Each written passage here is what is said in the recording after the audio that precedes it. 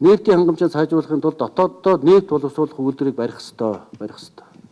Бид нар олон жил нефть боловсруулах үйлдвэрийг ярьлаа. Бараг 20 жил ярьсан. Үндэсний нефтийн үйлдвэртэй болъё. Жилдээ бид нар 1.5 одоо сая түүхий нефтийг бүгдний хамт хятад улс руу экспортод гаргаж байна. Энэ нефтээ дотооддоо боловсруулад Монгол улсынхаа дотоодын нөөц хэрэгцээг бүрэн хангах боломж байна бидэнд. Монгол улс жилдээ 1.1 сая тонн одоо нефть шатхуун хэрглэж байгаа. Энийхээ 98% бид нар Оросын холбооны улсаас импортоор авж байна.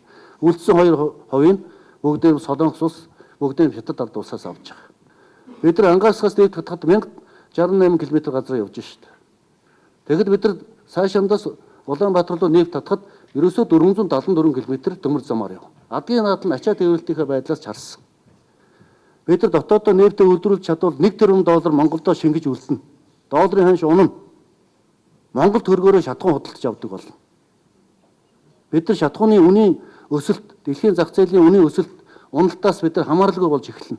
Энэ өөрөө эргээд Монгол улсын эдийн засгийг тэтгэж дэмжих суур үнийг тогтвортой байх хоёр хүчин зүйл бол эрчим хүч, одоо энэ нефть шатхууны асуудал байна. Тийм учраас энэ засгийн газрын одоо дэвшүүл тавьж байгаа энэ эрчим хүчний нефтийн хүнсний асуудал бол манай улсын амин чухал асуудал учраас бид бодлогын төвд энэ гурван асуудлыг суулж авч базаж үзэж байгаа. Энэ бол тулгын 3 чулуу.